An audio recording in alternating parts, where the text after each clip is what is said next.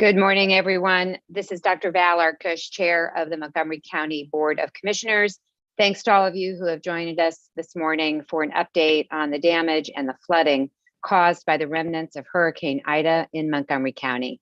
I am joined this morning by the Vice Chair of our Board of Commissioners, Ken Lawrence, Mr. Lee Soltysiak, the county's Chief Operating Officer, and Mr. Michael Vest, the Director of the county's Public Safety Department.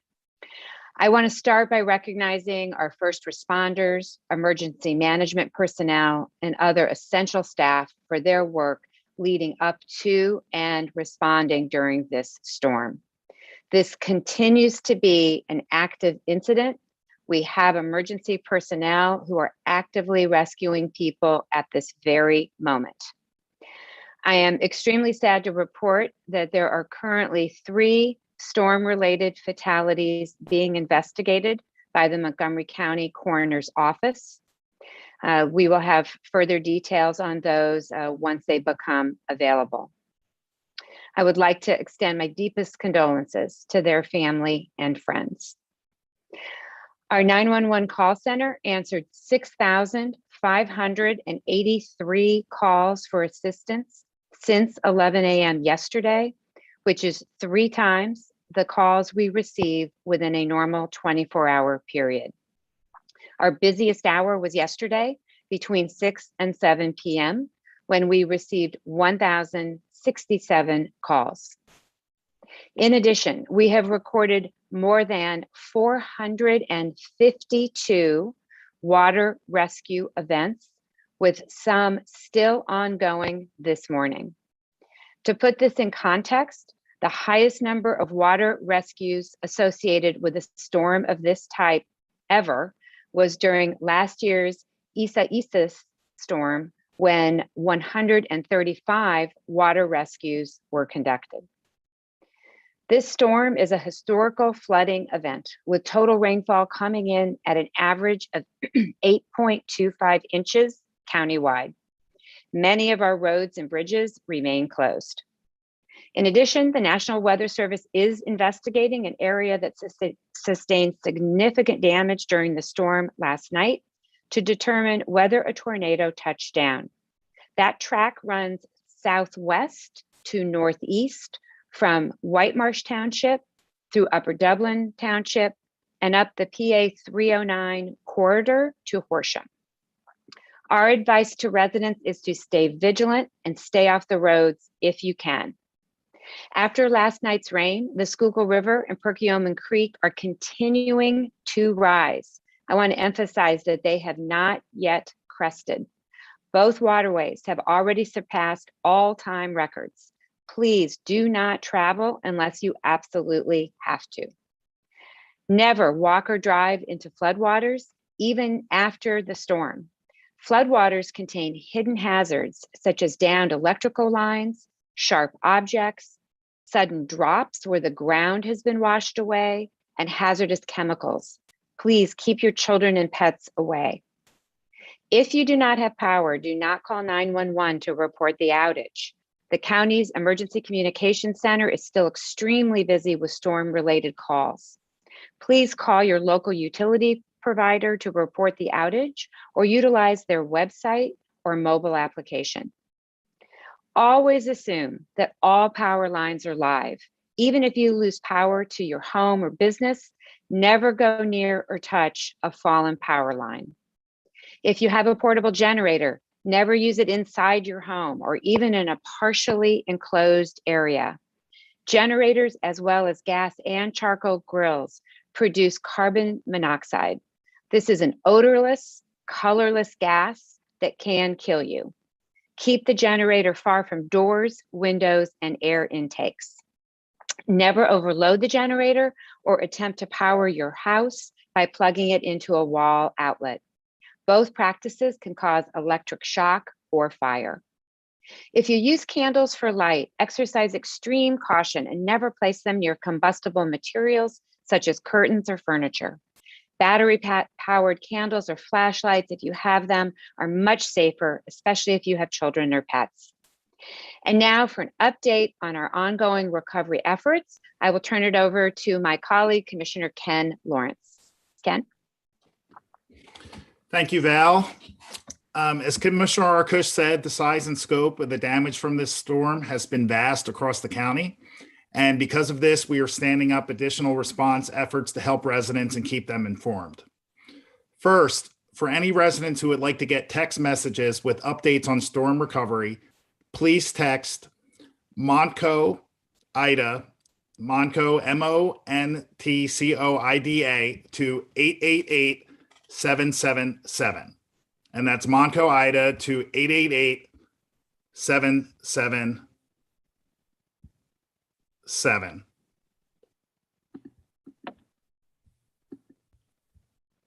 Hold on one second. And Kelly, can you take the slide down now?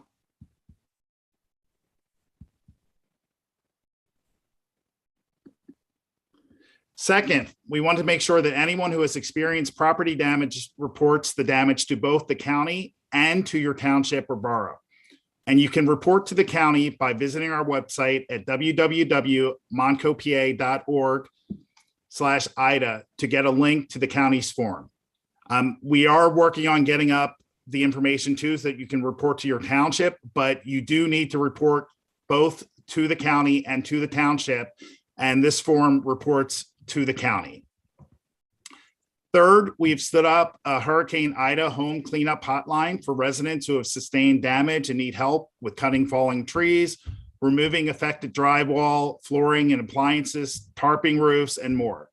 And the number for the Hurricane Ida Crisis Cleanup Hotline is 844-965-1386. That's 844-965-1386. Individuals who need a place to stay tonight, Thursday night, may go to the Red Cross shelter at the Norristown Area High School, located at 1900 Eagle Drive, Norristown, PA 19401. And we will also be listing on our website other shelters around the county as they may open. All of this information is posted on the county website at www.montcopa.org/IDA. And we encourage everyone to check this page for updates as the recovery operations recovers. And finally, due to the severity of the damage from this storm, the county has issued a disaster declaration, which will enable us to collect any potential subsequent reimbursement for storm-related responses and damages. And that concludes my remarks. Thanks, Commissioner Lawrence. Just want to add one other piece of information that I just received is that we currently have about 38,000 customers without electricity across the county right now. And with that, Kelly, I'll turn over to you to manage the questions. Thank you, commissioners. For any media who is present today, you can use the raise your hand feature to indicate that you would like to ask a question, and we will call on you in the order. We ask that you please limit your questions to 2 or less due to time constraints, and please announce the outlet that you're with. First, we will go to Jim Melwert. There we go. I'm unmuted. KYW News Radio. There was a tweet around 1 a.m.-ish about Pickering Creek Dam. I know that's Chester County, but it came through your Department of Public Safety. Is there any more information on that? And it was an evacuation for the area. Do you know anything about that or have any info on that? Mr. Vest, are you able to answer that one? Yes, that was sent out through the EAS system. And that was done because the dam had reached its evacuation level. And that was done so that anybody that was located in the flood zone that went into the Schuylkill River could be evacuated in a good amount of time to get them out of harm's way. Is there any follow-up on that? Is it safe, or did the dam have any issues? I would have to follow up with you on that. I don't know what the condition of the dam is at this time. All right, I'm good. Thank you. Thank you. We'll go next to Kenny Cooper of WHYY. Thank you. Good morning, Kenny Cooper from WHYY. I just wanted to know, is there any update about, the flood mitigation measures in Fort Washington Industrial Park? area? Because I know, in previous years, it's kind of been a problem for the county in White Marsh Township. Yeah, Director Vest, do you have the current update on where things stand there? No, I would follow up on that. It would be in coordination with the municipality where those floods are happening, where the floodwaters are starting to fill in. Gotcha. And the other question that I have is just about, which creeks and rivers are giving you guys the most issues? I know you kind of mentioned that some are going to crest soon. Can I just get a little bit more specifics? Well, I think both the Schuylkill, that Schuylkill is definitely not yet crested. And then I think Director Vest can give you the others that we're watching closely. Right, mostly the Perkiomen Creek that empties in as well. That one was giving us the most, that ran through many of the townships, that was creating most of the flood hazards.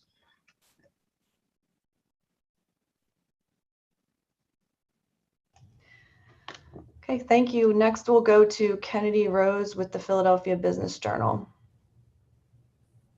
Hi, thanks everybody for taking the time. My first question is for Commissioner Arkush. I was wondering, will the county be offering any assistance to businesses that have been affected by storm damages at all? Well, we're encouraging everyone to complete that form that Commissioner Lawrence referred to earlier to report their damage. We are working closely with the state, and then the state will be working with the federal government around emergency declarations and assistance that will come through there. And so we're still in the midst of damage assessment right now, but we will certainly work closely with the community, the business community, to assess their needs and then see what we can offer in terms of assistance. Okay, and is that property damage form the same for businesses and homeowners? I believe it is. Is that correct, Director Vest? Yes, it is. It's a Or standard Ken, form. I'm sorry. Yeah, Thanks so much. That's all I had. thanks. Thank you. Next, we'll go to Michael Rubicam with the AP. Hi, can you confirm that one of the fatalities was a woman in Upper Dublin killed when a tree fell into her house? We can't confirm any specific details at the moment. I am aware, though, that one of the fatalities that's being investigated was due to structural damage from the storm in Upper Dublin.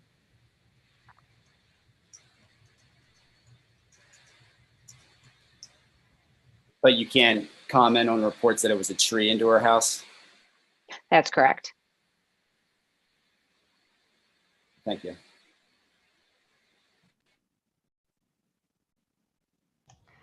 Okay, next we will go to Joe Savalia. Yes, hi, Joe Chevalier, Bucks County Courier-Times. Just following up on what Michael said, I'm just wondering if you can give the locations for the other two fatalities in Montgomery County, the municipalities. I don't actually have that information. What limited information that I do have is that the other two fatalities are believed to have been from drowning, one involving a car and the other involving the individual being inside of a building that flooded. But that's all I've got. I don't actually know the locations. All right, thank you. Mm-hmm.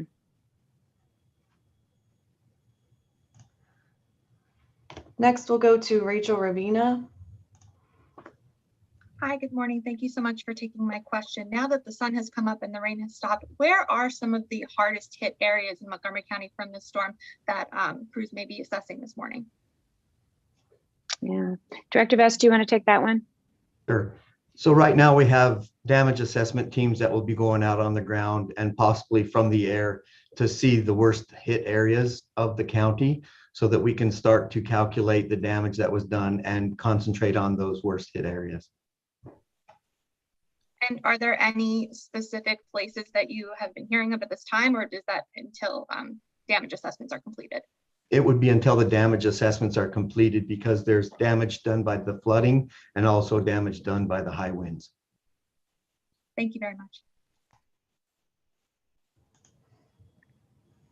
Okay, this is our last call for questions.